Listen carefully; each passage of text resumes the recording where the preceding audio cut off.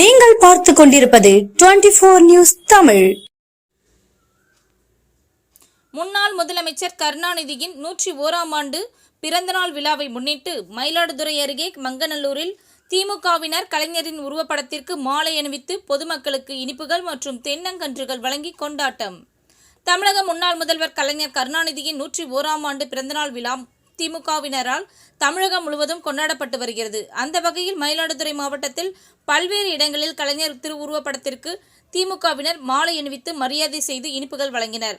அதன் ஒரு பகுதியாக மயிலாடுதுறை அருகே மங்கைநல்லூரில் கருணாநிதியின் 101ஆம் ஆண்டு பிறந்தநாள் தினத்தை முன்னிட்டு திமுக ஒன்றிய செயலாளர் மங்கை சங்கர் தலைமையில் திமுகவினர் கருணாநிதியின் உருவப்படத்திற்கு மாலை அணிவித்து மலர் தூவி மரியாதை செய்து பொதுமக்களுக்கு பேருந்து பயணிகளுக்கும் இனிப்பு வழங்கி தென்னங்கன்றுகளும் வழங்கினர்.